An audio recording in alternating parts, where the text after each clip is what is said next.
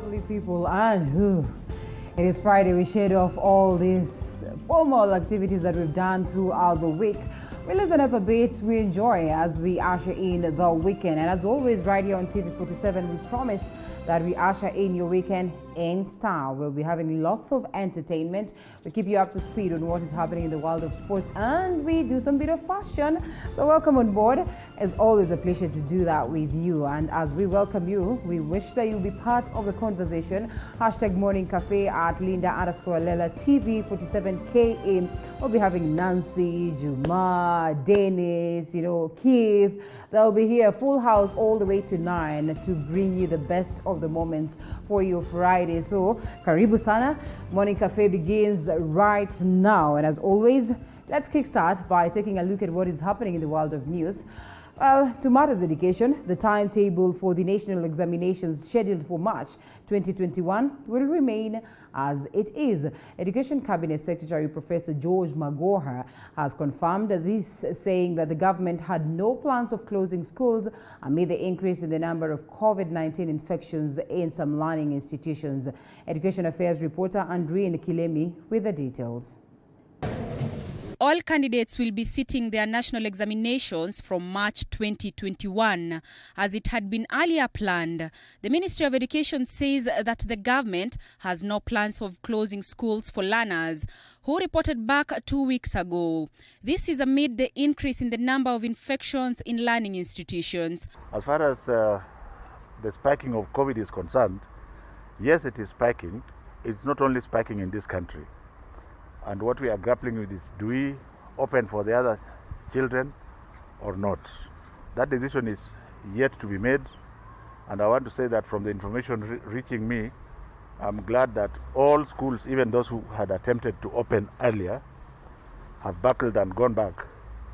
They should just wait. Nobody wants our children to stay at home forever, but it has to be a collective responsibility which is made by everybody, the parents, the stakeholders, government, and what have you. Education CS also said that the government was in the process of identifying needy students who will be provided for with free face masks. Professor Magoha was speaking at Uhuru Gardens Primary School, where he was inspecting the quality of desks delivered at the school. According to him, all desks should be ready in 2 weeks. But I'm very, very happy indeed, and the country should now be rest assured that the money is being well spent, and we are paying after thorough due diligence that the work has been done, and it is being done by the people who it was meant for. Meanwhile, some students and teachers are scared for their health after a head teacher from a school in Mombasa succumbed to COVID-19.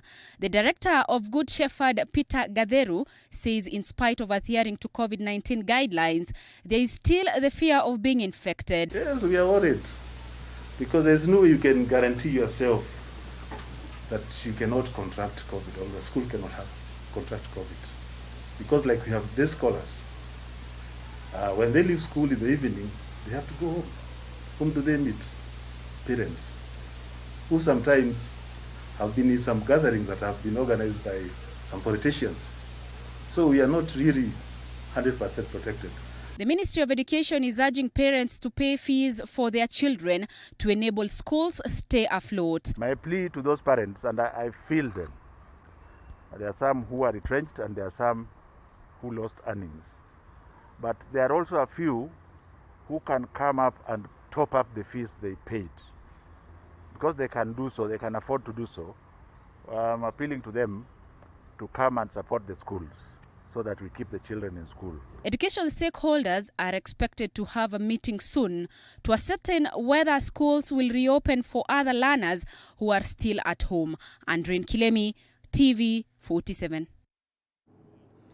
ODM party leader Raila Odinga has refuted reports by the Independent Electoral and Boundaries Commission IEBC that a referendum could cost the country at least 14 billion shillings ahead of the referendum push for the BBI report. Raila has reiterated that a welcome conducted referendum can only cost the country 2 billion shillings. And as David Muthoka reports, the electoral body insists the referendum will not cost less than 10 billion shillings. Remarks by the Independent and Boundaries Commission Acting Chief Officer Marjan Hussein that a referendum could cost the country at least 14 billion shillings seem not to have rested easy with ODM party leader Raila Odinga, who has reiterated that a referendum cannot cost the taxpayer more than 2 billion shillings.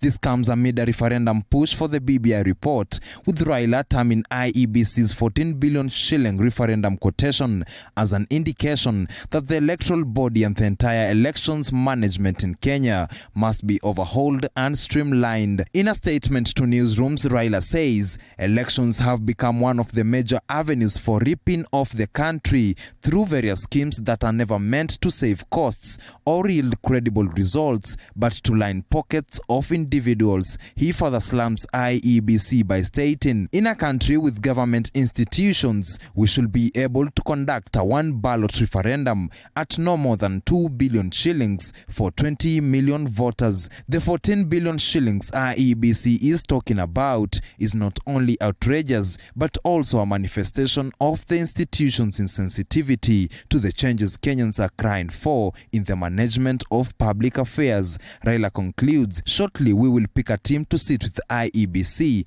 and itemize what will lead to a cost-effective referendum exercise and elections. But in a swift rejoinder, IEBC has accused Raila of operating double standards. In a statement by IEBC Chair Wafula Chebukati, the commission says the country spent 10 billion shillings in the 2010 constitutional referendum. Under Raila's watch, the cost per voter was 794 shillings, and the figures never attracted offensive statements from Raila. It is disingenuous for him to cast such aspersion without seeking clarifications from the commission.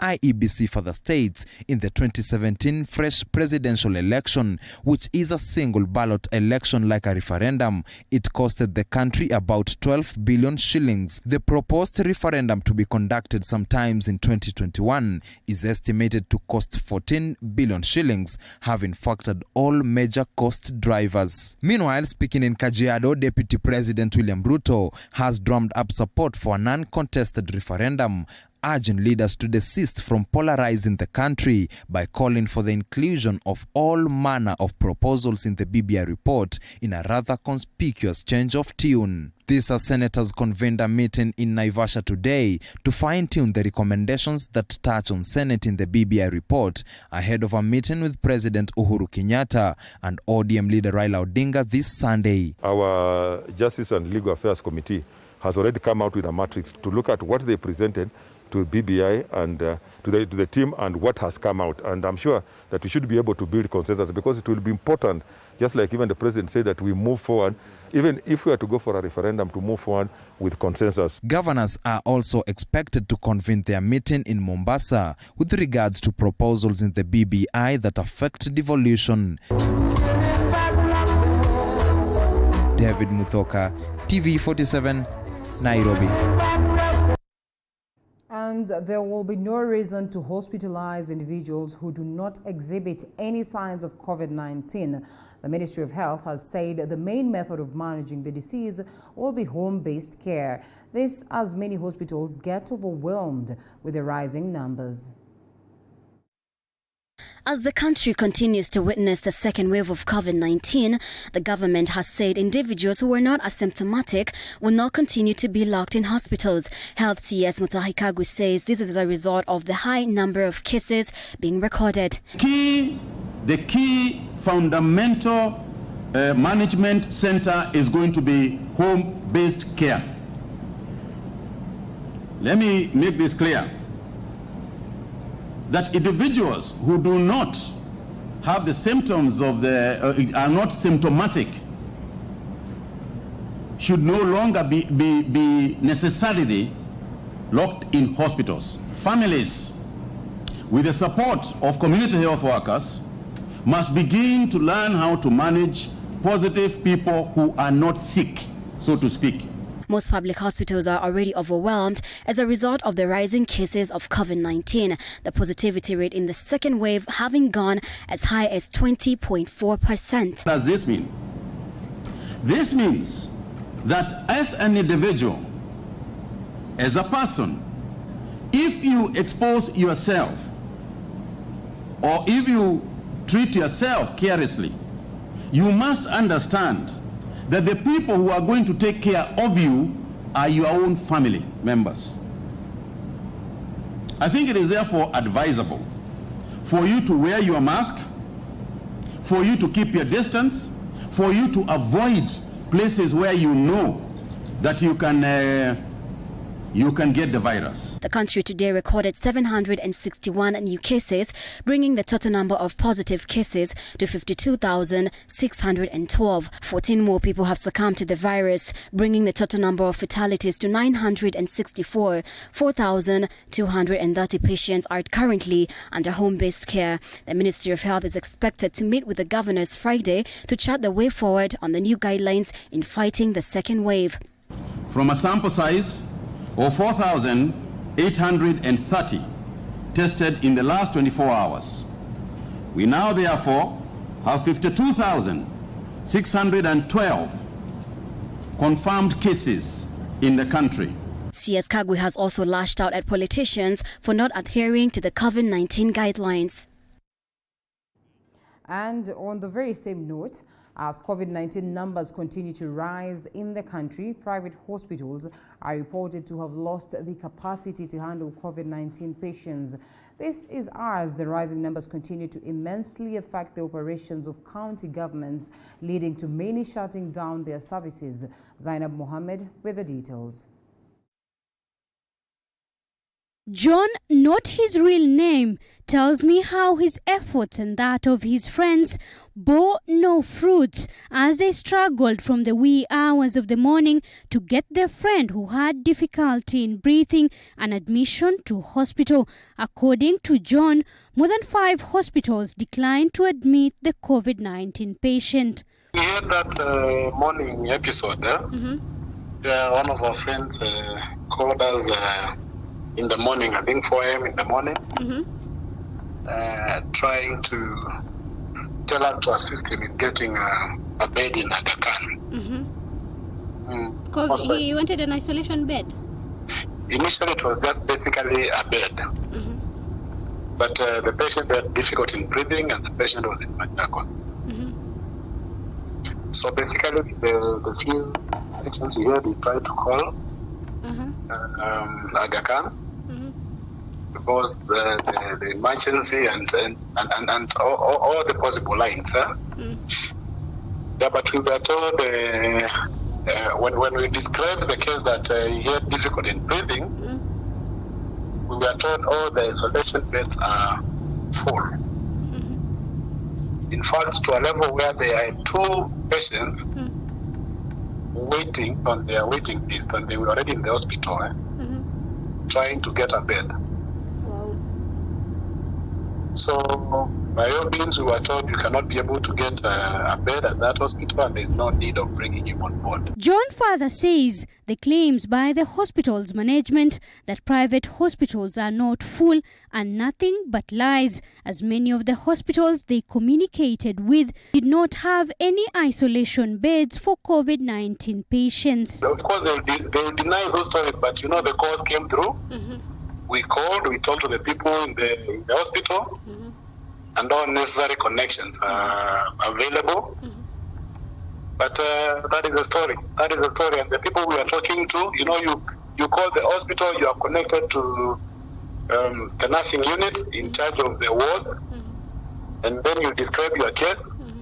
You are told they are full to capacity. And those are 5 hospitals. This is as the rising numbers of COVID-19 cases at the county level continues to immensely affect the operations in many counties. In Kakamega County, Chief of Staff Robert Sumbi succumbed to coronavirus Thursday morning. The county government has shut down its offices for 2 weeks. The county has now recorded a total of 57 county officers who have tested positive for the virus so far. In a statement to newsrooms, the Governor, Wycliffe Oparanya, who is also the Chair Council of Governors, sent his condolences to the family of the deceased whilst announcing the shutdown of county operations. Bungoma County has announced the continued closure of the county government offices for another 14 days after 6 MCAs and 7 county officers contracted COVID-19. Kubwa ambayo inatukodolea macho katika jimbo la Bungoma katika nchi ya Kenya ni ugonjwa wa corona. Tulifikiria umerudi chini, lakini tunaposikia rate ya kuambukizana imeanza kupanda tena. Kilifi County Government has scaled down its operations following 6 officers and 24 health workers contracting COVID-19. Kwa mwezi wa 3 tangu tutangaziwe kisa cha kwanza mpaka leo, Kilifi tumekuwa na visa 504. Na visa hivi 504 vingi vimepatikana hivi majuzi. Hivyo basi hii inaashiria kwamba idadi ya maambukizi katika kaunti yetu ya Kilifi imeanza kupanda kwa kasi. In Busia County, Area Governor Sospita Ojamong has blamed the national government for the delayed release of county funds, saying the delay has derailed the fight against COVID-19 by counties. Governors have now issued a warning to private hospitals against sending COVID-19 patients to public hospitals. 19 has made, people lose jobs, few people to do what was done by many people. There's a lot of stress in the workforce. Mental illness is really a major issue. President Uhuru Kenyatta has convened an extraordinary summit on Wednesday next week in a bid to determine the way forward in the wake of a surge in COVID-19 cases in the country. Zainab Mohammed, TV47. Well, the High Court in Nairobi has nullified various acts and statutes passed by the National Assembly for failing to involve the Senate, hence rendering them null and void. The court gave a 6-month window to speakers of both houses to solve the constitutional violation. Among the nullified laws is the Health Amendment laws passed by the National Assembly, prescribing counties to purchase drugs and medical supplies exclusively from the Kenya Medical Supplies Authority, KEMSA. Other acts and statutes that stand nullified include the Public Trustees Amendment Act of 2018, Building Surveyors Act of 2018, the Computer Misuse and Cybercrimes Act of 2018, and the Tax Laws Amendment Act of 2018. Also in the cutting edge is the Supplementary Appropriations Act of 2018, the Equalization Fund Appropriation Act of 2018, the Sacco Societies Amendment Act of 2018, and the Finance Act of 2018. Other laws passed by the Assembly are the Supplementary Appropriations Act of 2018, the Sports Amendment Act of 2019, the National Government Constituency Development Fund of 2015, and the Insurance Amendment Act of 2015, among others, that stand nullified until the impasse between the Senate and the National Assembly is settled. Mwangi Maina, TV47, Nairobi. The Matatu Owners Association has said they have not been consulted on some of the decisions made by the government, such as the reopening of the economy and even plans to push them out of the CBD. And as Musa Salah reports, Matatu owners now want the government to allow them operate on full capacity. The Matatu Owners Association has said that they have been counting losses for the past 8 months since the first coronavirus case was reported in the country. The association's chairperson Simon Kimutai said that the losses have been attributed to the social distancing directive issued by the Ministry of Health, which requires passengers to observe a 1.5 meters distance, limiting the capacity of every matatu. Since COVID-19 pandemic, we have been running up big-time losses. because of the protocols that have been put in place that has hurt our business so much. The Matatu owners also faulted the government for being hard on them, even as other businesses such as restaurants and clubs continue to operate following the reopening of the economy. Unfortunately, to our dismay, other areas have been opened up. We are still pressed to observe the social distancing protocol in public transport. Kimutai further asked the government to allow them to operate on full capacity, emphasizing that the government has been discriminating against them by allowing the state-operated standard gauge railway to operate on full capacity. He added that the spread of the virus will be limited if passengers correctly wear their masks and follow other measures that will be put in place. If we don't have masks while we are even more than a meter away, we will spread the virus. But if we have our masks placed in the right position, we will still be the same. We will not spread or get the virus. We have to allow our vehicles to carry the full capacity. When we have discrimination, having railway, SGR, having full capacity, because it gives the government revenue. What of us who are giving a service while doing private business? The association has also objected the Nairobi Metropolitan Services plans to push matatus out of the CBD in its attempts to decongest the city. But every time it's about, I'm going to throw you out, I'm going to take you out. You know, this, for sure, for business people like us, who are poor millionaires, it's very wrong to have that kind of approach. The law is very clear. Any change in industry or anything that affects Kenyans, there must be a discussion. There must be consultation.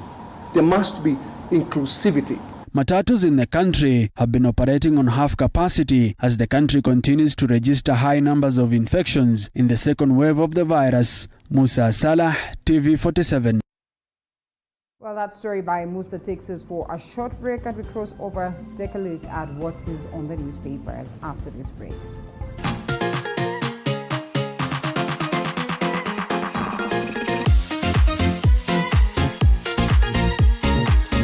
Ya mgambo ukilia kuna jambo. Subira yako hatimaye imevuta heri. We promised and we have delivered. Guess what? TV47 tunakuja, tunadunda ndani on DSTV. DSTV on DSTV Channel 268. Hey, so speed soon. Tumefutwa wote. Subira yako hatimaye imevuta heri. We promised and we have delivered. TV47 tunakuja, tunadunda ndani tutafanya DSTV on DSTV Channel 268. Nataka kuanzia salon na spa. Ya itatosa. Subira yako hatimaye imevuta heri. We promised and we have delivered. TV47 tunakuja, tunadunda ndani on DSTV on DSTV Channel 268. Ya mgambo investor in peace. Subira yako hatimaye imevuta heri. We promised and we have delivered. Guess what? TV47 tunakuja, tunadunda ndani on DSTV Channel 268. Ya mgambo ikilia kuna jambo. Subira yako hatimaye imevuta heri. We promised and we have delivered. Guess what? TV47 tunakuja, tunadunda ndani on DSTV on DSTV Channel 268. Ya mgambo ikilia kuna jambo. Subira yako hatimaye imevuta heri. We promised and we have delivered. Guess what? TV47 tunakuja, tunadunda ndani on DSTV Channel 268. Ya mgambo subira yako hatimaye imevuta heri. We promised and we have delivered. Guess what? TV47 tunadunda ndani DSTV For more details, visit our website www.mshopplimited.co. Channel 268. Ya Mugambo ikilia kuna jambo. Subira yako hatimaye imefuta heri. We promised and we have delivered.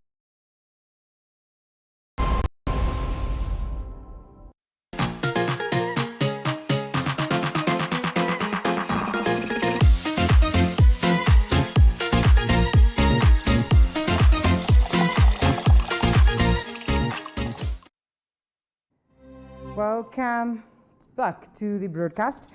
It is time for us to take a look at what is on the newspaper. We have Vidian Horth, who's joining us this morning, and he'll be helping us ponder on the same. He's a youth advocate and analyst of matters youth importance. So we take a look at what is here. As I try to open my papers, I have the Standard newspaper, the Daily Nation as always, and the People Daily. Let's start with what is on the Daily Nation and the front page, more or less the same stories that cut across. First things first, Tanzania poll dispute, opposition leader Tundu Lissu rejects fraudulent results, captured on page 12. Nothing much can be done because, I mean, once an election is declared in Tanzania, that is it. It's not being contested in court. Maybe that's why Tundu Lissu is calling upon the other bodies to come on board and, you know, just stage a case as early as now before that declaration is made. I don't know whether you've been following up on the events there. Yeah, again, Tanzania is quite a complicated one. They don't have, you can't really petition a presidential election after it's done. And Tundu Lissu, yes, might complain because CCM is clearly creating a clean sweep. Yeah. Yesterday they had 157 constituency already announced. And of 157, 155 already taken by CCM. So it's quite a sweep. All right, I'm just curious about African politics, so to speak, because, I mean, in most cases, you find that there will always be that dissenting voices. There will always be that one person who's not contented. There'll always be that one person who will say, you know, there's been malpractices and all that. Just what can we do to sanitize ourselves? You know, one of the biggest challenges we face with African politics is that service delivery for people is dependent on who is in the office. Yeah. So the moment you lose, there's already a feeling of pushback from your constituents that they might not lack services. So it's quite a competitive place we are in, but we need to delink service provision from the conversations about who takes that position. Yes. So we are seeing this in Tanzania. I'm sure the election in Uganda is coming up. We are yet to see how it's going. They're already complaining about it. Yeah. Kenya is a very big culprit of this. We have a BBI just trying to converse about some of these things. So, well, there is a problem, but we need to get under it. And see whether we can be able to, I mean, write a different story on our pages. Now, High Court nullified about 23 bills that were passed by the National Assembly and without involving the Senate. This is what, of course, got them being nullified. And this has affected, you know, numerous laws, so to speak, including that one of Computer Cyber Crime Act and Finance Act 2019. So there's this story that has been captured on page 7 of the Daily Nation. Why KRA may have collected illegal taxes, ruling annulling 23 laws also affects the state spending. A story that has been captured on page 7 of the Daily Nation. Just first of all, to take a look at that particular ruling by the court and how much this would mean. And of course, being given an ultimatum of 6 months, to ensure that they reach a truce, they address this and they involve the Senate. Yeah, so what the court yesterday did, they issued a suspended sentence. So the sentence would apply from 6 months, and by 6 months, if the Senate is not brought into the conversation, then those laws will be considered null and void. The challenge with this is the National Assembly has been consistently undermining the Senate for some of these laws, and it's important that they are put in the center. Well, I do support this, but I hope they come up with an amicable solution. As fast as possible, as soon as possible. Okay, another story. Still on the front page of the Daily Nation, workers in government offices, schools and prisons are advised to stay away to stem cross infections. This even as a new wave of COVID-19 has hit the country so hard. Silent COVID shut down as numbers rise. By last evening, At least 8 counties had been forced to shut down operations at various levels following the surge in coronavirus infections, and with more than 70 learners, tutors and support staff in isolation after they tested positive for the virus. Dozens of schools have asked their children to stay home. This is a story that has been captured on page 10 and 11. The numbers right there, 52,612. These are the people who have tested positive for COVID-19 since that time we registered the first case in March. And 70 teachers, learners and school staff who have been sent into isolation of the virus across the country. Right from that time, there was the second reopening, or the phased off reopening, and 964 people who have died of coronavirus in the country as of now, including Robert Sumbi, who's been pictured right there, who until his death was the chief of staff at Kakamega County. Yeah, COVID-19 conversation is one of the huge conversations we need to have. But it's kind of a catch-22 for the government, because also to open schools and not open schools. If you don't open schools, you have a lot of issues that you need to sort, like teenage pregnancy, how the schools are going, and also for how long are you closing them, being that we don't even know when we are getting the vaccine. So it's a catch-22 situation, but the political class are not helping it with the rallies. So we'll wait and see what happens next week. Right. And maybe they'll come up with more measures, maybe to relax the measures, maybe. We'll see what happens with that. Okay, well, and when we're talking about next week, we mean that official gathering that has been called upon or convened by the president should be Wednesday to address the same. Like you rightfully put it, we're all eagerly waiting to see what action will be taken. But CS Magoha maintains that the students who are in school will stick in school, but reality is that we are likely not to have the rest of the other lot joining the ones that are already back in school. So fresh plan to reopen schools for all learners. Okay, the health and education ministries are in advanced talks on full reopening of schools despite the current spike in COVID-19 infections. However, concerns over preparedness of schools and adherence to COVID-19 prevention measures still abound. That is a story that is on the back page, and still the conversations are there. Whether to open, whether to have them back, not to have them back. A lot of confusion that culminates from all this, and whether we're ready or not. And it's a story of broken promises, and the government was supposed to give them desks. They don't have desks. Schools are complaining they are being given around 136 shillings per student. It's not really enough to buy masks and abide by some of these COVID-19 guidelines. So. Is that? Okay, well, we wait to see. We'll be following up slowly on that. We have our education desk that will be keeping you up to tabs on that. And the DP pictured right there, he says, I am ready for talks on BBI, and Deputy President heeds elders' call and reaches out to leaders from across the political divide, urging them on the need to build consensus on the proposals in order to facilitate a non-contested referendum in a significant climb down from his hardline position on the report. Do you foresee such a scenario? Well, you know, the Deputy President is one of the greatest politicians in this country. And by taking a stand on opening conversations for dialogue in itself puts the other side on a very weird situation. Because the hardliners, there are people who do not want any additional conversations, having had the task force work on this for 2 years. So based on these conversations, I think I foresee a possibility of people seeing this as a deputy president's position, a position that would mean that maybe there is no progress in these conversations on the BBI until there's an open conversation. But other people were joining this yesterday. We had Musalia Mudavadi joining these conversations, a number of senators that want consensus to facilitate an uncontested referendum. So we are yet to see what happens. But we are in interesting times. All right, BBI itself, what do you make of it as a document? Well, BBI is a good document. Okay. But a friend of mine yesterday, I was just from work yesterday, and a friend of mine told me that all the good things in the BBI do not require BBI. We could get them under the 2010 constitutions. But all the possible bad things do require the BBI. So it's a catch-22. And I like what is in the document, but I don't like the fact that there are sweeteners that have been put there to ensure that they're as good as bait. It's like you're being baited like a rat. So you need to vote for us so that you can get this other thing.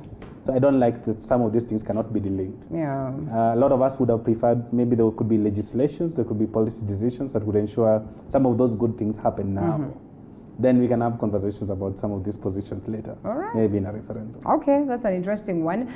There was this report that was released by Infotrack in regards to, governors and how they have performed. Oh, you should see the reactions that are coming out of this, yeah? And how the governors have trashed this Infotrack ratings. County chiefs dismissed poor ranking in the latest survey as inconsistent with the realities on the ground.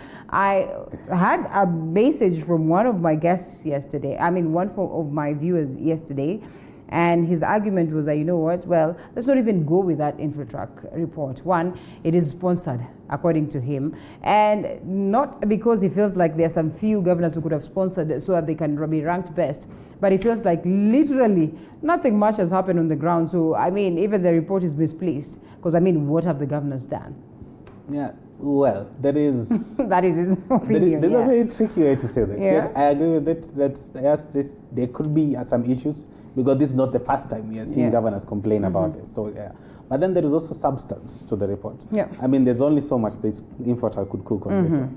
We have Oparanya leading, and we all know a lot of good things that Oparanya has been doing. Yeah. The Oparanya Care, and a lot of things that he's been doing in the county. We know Makueni just have another company. I can't believe that we have big manufacturing companies and processing companies being developed by county government. So Makueni does have another one working on tomato paste, I think, that was just launched recently, while other counties have not even figured their own bearing. So there is some substance to this. But then it's also important to note that this analysis was done before COVID-19. So it doesn't take in place some of the things the counties have done as of now. Yeah. So, for example, all the progress Mombasa County has done with hospitalization, creating the hospitals and all those things. Some of those things are still not included. Okay. Well, that's more like hit on the front page of the Daily Nation. They say, way to beat this COVID-19 terror. And of course, that's just an editorial piece that speaks of how you can deal with some of this and the country being called upon to ensure that at least we stay woke and abide by the rules that have been given on board. Adrian Buteshi, the man who fought and fell a giant. You followed up on this? This man who was in court battles over land issues with the DP, and well, may his soul rest in eternal peace. The DP Ruto failed to convince the court that the land belonged to him. Is there much to say or to say rest in peace? Oh, well, there's something about our judiciary. Most of the top cases against lawmakers, powerful people, take years. That, well, the people who are petitioning would as well just die before some of these are. So right now it's kind of a sorry story. It's a sorry story, but well, like they rightfully put it, at least he managed to fight for what was his. And so to speak, we say, may his soul rest in peace. But a lot of paintings, have been leveled against his death and all that, which sometimes I think is unfortunate based on how Kenyans, react to some of these things. But all the same, we leave it at that. And yes, there's something here. Let's grab all opportunities to always proudly play our music. Organizers of public events have a role to play in showcasing our artists' talent. This is a conversation we've had for the longest of time. And in most cases, the people have argued the organizers and the players, the DJs, they say they play what it is that the people ask for. And the people say, there's good music in what we find out there as opposed to what we find within. So unfortunately, in as much as we'd want to buy Kenya, build Kenya, we want to play Kenya, enjoy our own, there's really nothing much in terms of substance that is coming. Is it misplaced a statement? I would say that everything has a clientele. So, for example, like the news media, like the organizers of this event, you need to play to your clientele. So they can't just randomly to play music that is not alluring to their clientele. So, yes, it's sad that some of them don't go play, but it's wrong to say that Kenyan music are not being played. A lot. Those who have actually done some work and have mastered their own kind of customer, they do get their music played. Right. But then there are these upcoming people who will probably not have substance in their music. Then it would just be an issue of complaint. they need to match up to some of these conversations. It's important that they need to ensure that the target is met. Okay. You can't just blame people for you not to hit the whole mark. Okay. Well, Mr. Director, as you work on the PD for me from your end, let's take a look at the Standard newspaper and transport. NYS to train Boda Boda riders in new road safety drive. They say that they're going to be spending like 750 for every individual. I mean, it's paid for, but is it worth?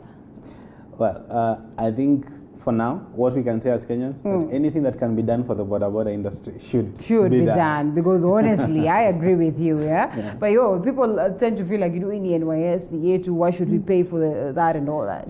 But the NYS guys are also paid. So this is a way to raise revenue for the young people that are working for us in the NYS. And I mean, the government could need all the money that they can get at this point. Also, the Boda industry, from the conversations we are having, I mean, they are raising quite a lot of money. And maybe this is some good ways for them to invest in themselves. We have insane number of accidents due to Bodas. Insane. Like, anything that needs to be done for them just needs to be done at this point. I am curious though, when we're talking about this safety drive that is on board, as captured on page 12 of the Standard newspaper, I'm just curious as to how these people get their licenses and how these people get to operate. Wanapata shimo, that place they call the shimo, and they start operating. I mean, just what is normally done, because I know by the time I take a car today, well, I could have been doing my practices down there, back on ground, but again in hiding, because you don't want to meet a policeman, you don't have a license, you do not have the right to be on the road and everything. Just what happens with the Boda riders, to a point that, leo huyu kijana ako tu mtaani kidogo, before you know it, and a ride Boda, and he's carrying people. Yeah. I think it's a bit sad that the Boda sector is considered part of an informal sector. They are quite organized. So as that, it's not even about, the license is a huge thing, because a lot of them don't have licenses. Almost 50% of them don't have licenses. But also, they can't, the government cannot really track which Boda committed a particular accident because of the number plates and all those things. It's such a mess. There was a big report last year about Bodas just being issued out in the villages and stuff by politicians. So you don't really know who is running a particular Boda. If you follow up on the licenses, most of the time we get a manufacturer or a supplier's details, but not really the owner of the Boda. So it's a sector that really needs a lot of attention. But the problem is, there are also debate of political processes. So politicians want to do something that doesn't really affect themselves or the electorate. They need Boda men as their mobilizers in the ground and all that. So it's a very no matter how roguely they operate, they would be left to do the same, because they are electoral, or I would say political baits in a way. And judges top 24 laws passed by MPs illegally. I think we've touched on that. And forget politics, COVID is the biggest threat to Kenya today. And you can see the governor of Central Bank of Kenya says that coronavirus could spring major surprises and remains the biggest risk to the economy today. For more, there's deadly tensions in regards to what COVID will have done, as opposed to politics or any other threat that we've had on our finances. COVID-19, people have just treated it as a health crisis, but over time it's becoming a social crisis. We have an increase in cases of gender-based violence, increase in crime, because people are poor. People have lost jobs in massive numbers across the globe. Even in terms of international support, from donor support, I mean, now there's a lot of countries that are really looking up for loans from other countries to support themselves. A focus of an entire budget. Like next year, I don't know what will happen, but the next budget cycle, we might have a lot of surprises on government trying to prioritize things in health, because a lot of overdrafts that we are currently having within the health sector.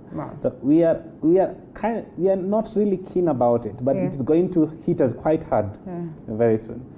Pretty much unfortunate as we continue to struggle today on whether we save our health or the lives of our people or the economy. Or plan a referendum. Yes. A story captured on page 32. And let's first overlook this one with Raila and ODM, and IEBC, but there's an interesting one. ODM falls in love with Obado again.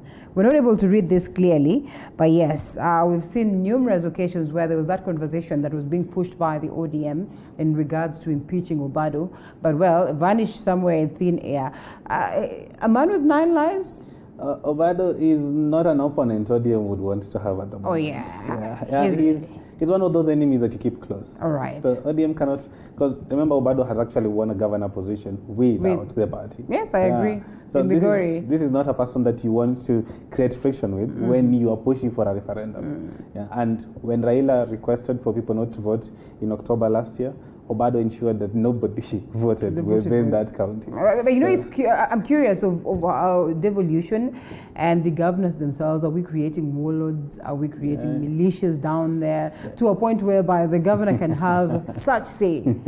Well, it's a very tricky situation currently. The kind of resources that are there are not used, or people have not experienced that kind of resources being brought closer to them. Right. And now this is resources that is within the latitude of one person, who is the governor. Right. So, yes, we could be creating that. Like nationally, we are creating tribal laws, but then definitely within the regions, we are creating these people who they're good for us, but then they are also bad for us in a way, in terms of their mobilizations.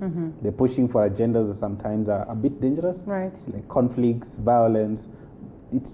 It's a bit tricky one. It's a bit tricky. But Kenyans should elect better leaders. I agree. I mean, it's incumbent upon us as electors. I mean, we have no one to blame if we go on the ballot and get our leaders based on tribe, based on political affiliation and all that. It is about ideologies, and we need to see that.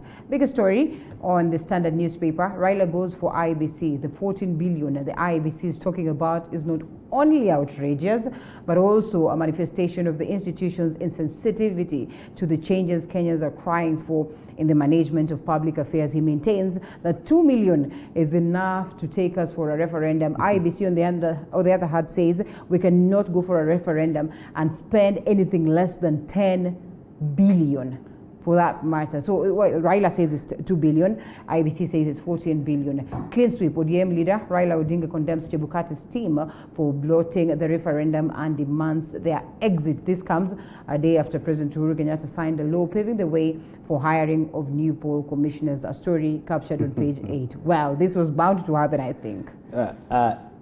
This is something that has always been coming. But I'm a bit sad about this. I'm happy and also sad. First, the sad part is Kenya hosts the most expensive elections. Among some countries, I think the US is hosting with 40 shillings per registered voter. Kenya is 500 shillings, 700 shillings per registered voter. We have 20 million voters, and we are spending 14 billion. That part, I think we might be, with the government, with the resources we have, government that has cars in every county, has cars in every village, has resources across the country. We should be hosting it cheaper. However, I'm also a bit mad that Raila could say we host a referendum at 2 billion now. Yet in 2010, we hosted a referendum with 11 billion. If he knew we could do this, then this is a lot of money we could have saved in 2010. So that's the reality. And you know, over time, in most cases, the expenses you had back then would double up. I mean, technically, even with food, we know that in 2010, it was way cheaper. Today, it is more expensive. So every other time, things get more expensive. So it will be unrealistic for us to imagine that the price would go that lower? Go low now with COVID. With COVID. And we are going to ask people to go to vote wearing masks, probably sanitizers in every place, train people with social distancing. It's definitely going to be higher. Somebody asking, 698 shillings, how is that even applicable? I mean, how about you just give the people your 698? At this point, that is what I normally say, that Kenyans, I think this BBI is more for the politicians than it is for us. So a lot of people would rather just be given their money and relax. Okay. All right, well, that aside, yes, this is technically what is also on the front page of the People Daily. We've crossed to it already. BBI funding headache, a dilemma for Uhuru, Raila and opposition leader, or as opposition leader scoffs at reports IEBC needs 14 billion shillings to conduct the plebiscite, with the leaders mulling source or billions to be used in the run-up to the vote. I think this is a debate that is set to be on, even as we continue to deal with the aspect of BBI. I mean, what would you say are the prospects of the BBI sailing through? Because it looks like this is going to be forced down the throats of Kenyans. Yes, I think the BBI, for it not to sail through, is the bottlenecks that they would have before that. So the fact that they need to get 24 counties approving it. Uhuru and Kenyatta are big politicians in the country, so they probably would get 24. But Uhuru is very keen on ensuring there is consensus before the bill is taken to Parliament or the bill is taken to IEBC for counties to start discussing this. So that is some of the bottlenecks they have. However, on passing the BBI, I think if they do go for elections, Kenyans, which is really sad, Kenyans don't read some of these documents. Sadly. So a lot of people who are voting are illiterate. I was having a conversation with a friend of mine yesterday called Teresia, and she was telling me young people are the majority of people who are voting, and they're divided in 4 groups. There are young people who are supporting the BBI because their political idol is supporting it. Young people who are opposing the BBI because their political idol is opposing it. A very few percentage, which is 0.something%, supporting the BBI because their friend or themselves submitted something that is in the BBI. But then there are a lot of young people who don't know anything about it. Somebody told me, yesterday I was talking to a friend called Gagan. She was telling me that she thought building bridges was actually literal bridges that were being built. Until it was being launched. They were like, what is the big deal about these bridges? It speaks volumes. And I equally had a conversation with someone who argues that, we don't even know what is in the 2010 Constitution.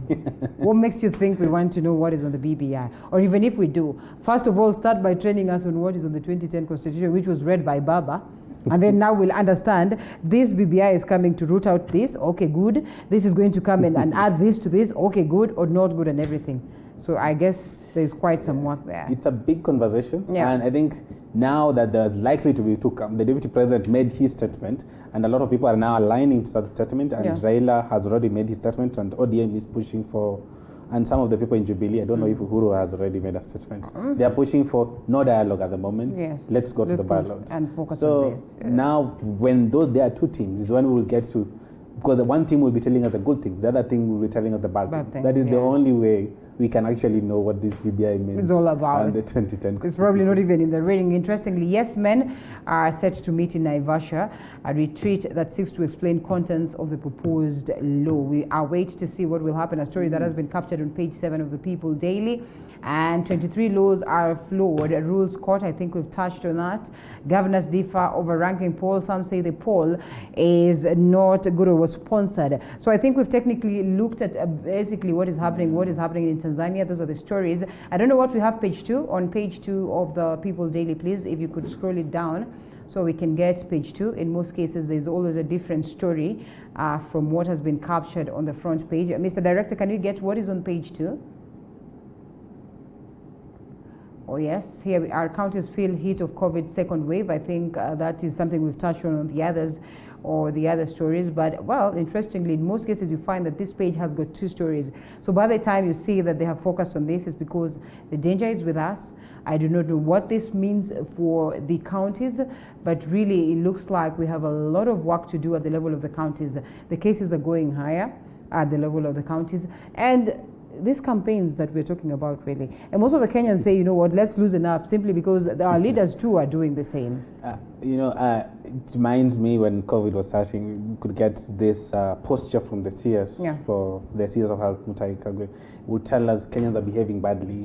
Some of those things that we should do. And it was quite easy to believe because people had a lot of trust in what Mutahi would say. But now, with politicians, William Ruto hosting rallies, Raila Odinga having conversations on rallies, Uhuru in Kisumu, that was quite massive. A lot of people without masks. It becomes a little bit weird for the technocrats in government who do not have political power to ridicule their own supporters and also to talk about other key people in government that are contravening this.